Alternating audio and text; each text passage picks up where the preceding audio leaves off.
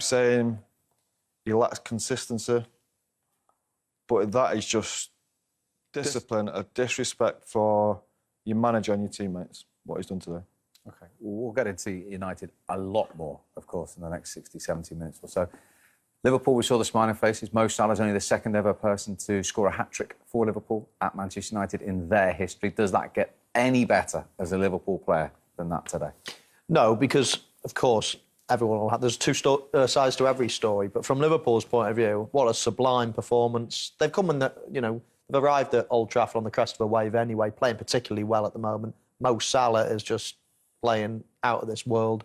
Scoring a hat-trick at Old Trafford's hard enough when you're playing for Manchester United, when you're beating everyone 5 or 6-0. But to go as an away team and score a hat-trick, and, against, OK, they've played poorly today, but they've still got some unbelievably talented players. It's an unbelievable performance from Mo Salah, from Liverpool. Any chinks that Manchester United had in their armour, Liverpool punished them, and punished them badly, severely. Probably could have scored more. If they'd needed to, probably would have in the second half. It was a sublime performance. I just wonder, Paul, where you start if you're only going to Solskjaer to try and dissect and learn and come back from that. I don't know, Steve. It's going to be very difficult for him. Can he come back from that? Yeah, I think he can. There has been some bad results in his reign. You think, going back to last year, the 6-1, I think it was against Spurs.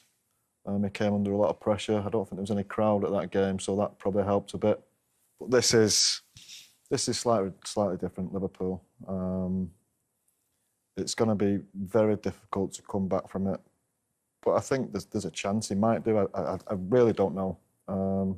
It's probably a bit too hasty to start talking about stuff like that when it's been such a sad day, but you do have to question tactics. Today, of all days, keep going back to it. Playing them two midfield virtually on their own against a Liverpool team, at times in the middle of the pitch, they've not just got Keita, Henderson, Milner, who went off injured, Curtis Jones comes on. They've then got players dropping into midfield. You've got Salah. It's almost 2 against 5 players at time.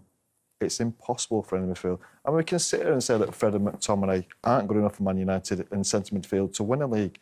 But when you're left exposed as they are, it's impossible for anyone. This was always going to happen. Playing a game like that against a top-class team, this was always going to happen. And do you know what? I think players have to take a bit of criticism as well. We keep bigging them up, saying how special a group we think he's produced. A lot of these players have won nothing. Cristiano's come, he's won. Cavani, he's won. Varane, Pogba, they've won things. The rest of them, they've still got to prove that they can win trophies. It's all right saying we think they can. They play as if they think they can. But for 4 years now, they've not been good enough to win a trophy. So we can't just lay it all on Ollie, although I do think... But in terms of the players today, what you're saying is that he was the one who put that plan together, where they were on. Yeah, I think tactically today was bad. But I thought the other night was bad as well. They got away with it the night because you're not playing against a top-class team. You are playing against one of the best teams there's been. One of the best teams there's around, along with Manchester City in Europe, if not the world. And you are going to get exposed coming up against quality players and a quality manager. And did we see the gulf currently between those two sets of players at the moment? Yeah, I think we saw a gulf in... Listen, the standard of play, when you're on top of your game and you're confident, everything's going well, you look like you're a better team anyway. But player for player, there's not a huge difference. But... So what is the difference then? Well, tactics, the total disorganised way that Manchester United tried to play the game. There is no... I mean, we'll go on to look at the goals in a bit. There is so many things and so many ways you can stop the goals. It's like I got taught it as about a 13, 14-year-old. When you're out of possession, you get left to play alone when you're younger. You have a bit of fun, score a load of goals. But at some point in your career, someone grabs hold of you and say, right, 50% of the time you've not got the ball. You're not a passenger. You're a centre-forward. You think you do... You angle players, you take players into areas that win the ball off them. You're hunting packs. I'm the first one to go. I'm not going to win the ball. He might not win the ball. He might, but down the chain, someone's going to win the ball from where you put the pressure on. How you there's attacking players there just meander towards the ball. They can get past that way, anyway. How can you build a structure behind you if you've just got right from the minute one, right from the first person pressing, haven't got a clue how to play as an attacking player out of possession? It's something they should have learned as a 13, 14-year-old, and Ole Gunnar Solskjaer's got to sort that out straight away, right from the start. Well, he's got to sort it out. You highlighted the Leicester game before the game. You spoke about the Atalanta game in the week, and you two are now speaking about the same subject again today. Because we could see what was there. You could smell the danger of playing against a top-class team. Tactically, was bad today, really bad. But on the other side of that, players got to have some kind of common sense as well. You think about Mason, that first instance, going to close him down. That was almost cheating. Because he knew he couldn't get the ball, and he knew it looks like I'm going to close him down. But he knows he's just going to pass it to him here, and he can't do anything. So it's almost a cheating way of sprinting to him, let him pass it, and then just a little walk back, because he knows, oh, nothing, I've done my bit. But he hasn't done his bit. He's ruined the whole team. All the team get pulled out of position. Wan-Bissaka has to come out. Lindelof ends up right back. And exactly what we said, then all the space in the middle. All of a sudden, from Mason not doing his job properly, the team attacking him. I think it was Salah who played Keita in. He could have played Alexander-Arnold in. He could have played Robertson in. It was ridiculous the way it happened. Sometimes players have got to use the common sense, but ultimately the manager will get the blame for the tactics that were set out. It was exactly the same Wednesday night. OK, let's talk to your former teammate, Owen Hargreaves, who's been with us at Old Trafford all day. You had a seat pitch side. Could you believe at times what you were seeing, Owen?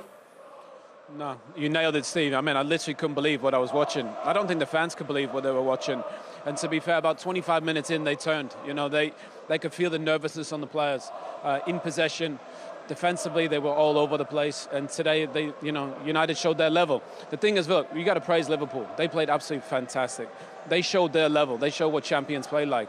And they came up here as a team and put on a performance. And United showed that they are miles off reaching the level of Manchester City and Liverpool. That was, the scoreline suggested, but the performance was between the two teams. The gap is just so significant, it's unbelievable. Owen, Scholes, OK, mate? How you doing, Scholes? Yeah, good. I'm just thinking, look at them tactics. You're a central midfield player, unbelievable athlete, could get around the pitch. Would you have enjoyed playing in that midfield today? Well, I'll tell you what, Scholes, I would have gone down swinging if we were going to go down. Look, one of the most important things is you compete. I didn't see United compete for everything today. Liverpool showed their level. Scholes, you have a feel when you're losing and when the ship's going down, but you got to fight against it. You take pride in these moments as a player to be on this game to show your level.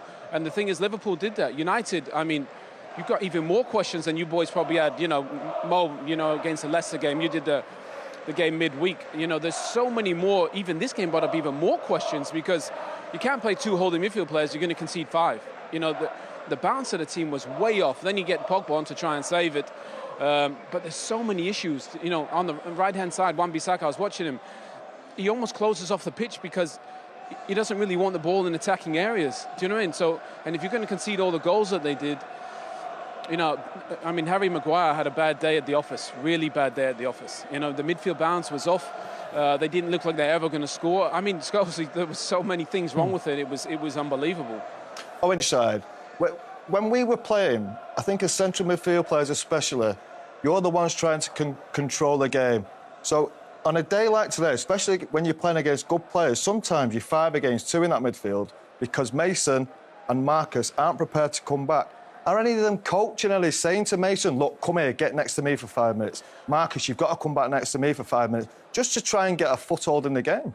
Look, Mason's a fabulous player, but he doesn't track back. That's not the first time, I've seen the fact that he's not running back in support of Wan-Bissaka. So I think Ollie probably played those boys, Scholesy, because Mason's an academy boy. He understands what this game means. He played Marcus because he understands what this means. Cristiano knows what it means more than anyone. I think he played those boys because he thought they were going to put the work in. But Liverpool can compete as a team. You know, that front three from Liverpool, they're always kind of rotating, they're always pressing. But United didn't play as a team, you know. So, you know, we talk about the attacking players, but we were all there for each other, Scholesy, when we needed to be. Do you know what I mean? You know when to press and you know when to drop in, you know when to find your shape, you know when to find little pockets and get on the half turn. I mean, offensively, defensively, the gap between the two teams, Scholesy, I knew it was a big gap. I never believed it was that big until tonight. That's what I'm trying to say, Owen, that there's a real lack of leadership in this team.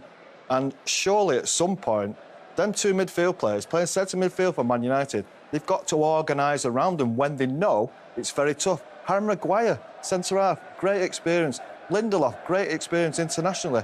They've got to start talking to it. Because you're there, I'm just saying, is there any coaching on the pitch? Can you hear anybody? Is there anybody trying to lead the team? I'll tell you what, Scholesy, the crowd turned at about 25 minutes, and it was only on that. They turned because they could feel that the players, whatever, they weren't communicating, they weren't comfortable in possession, there was a nervousness about them. Look, you can have doubt, that's fine, but you've got to push through it, you've got to compete. You've got to compete for every ball, you've got to get on the ball. Paul Pogba, whether you like him or not, he shows for the ball every time they need it. Every time somebody needs to pass the ball to, he's there. You know, there were a lot of people there that didn't want the ball today, you know, and the crowd, they felt it. And I haven't heard the Old Trafford crowd like that in a very long time. That really, really turned them, and that upset them, because at halftime they booed like crazy. But it was only because of the players' actions in terms of not getting after people, and also in possession. They didn't look comfortable. Playing out from the back, from David De Gea into Lindelof into Wan-Bissaka, I mean, the patterns were, well, they weren't there. And if you watch Liverpool pass the ball, you know, it goes forward, it goes back, a little set, and they worked their way gradually up the pitch. I think for United, we didn't see those patterns today. It unsettled the players, it ended up unsettling the fans, and then the atmosphere just changed. Owen, where do you sit on this Manchester United squad in terms of the players? Are these players on a level with the likes of Liverpool, Man City and Chelsea, but just not getting the right coaching, not got the confidence? Or have we got it wrong? Are they just not good enough to be competing with those top three teams at the minute? No, I think they showed today that they're not good enough to compete with these teams. Talent-wise, I think there's, you know, you could argue there's pieces of puzzle you could put there, and they should. But today they got showed up their level. Look, Liverpool came here and played like a champion. That's how you play. Consistent all across the pitch. Dominated every phase of the game, offensively, compact. They pressed the ball, patterns of play, everything. Everything was there. Liverpool showed their level today, what they are, which is a champion. And United showed today that they're a long way off reaching that level. City are consistent. Liverpool are consistent. Chelsea, in the short space of time, are consistent. Manchester United today, sadly, showed that they are not ready to compete to be a Premier League champion. And that, I think, in the manner in which it happened, will surprise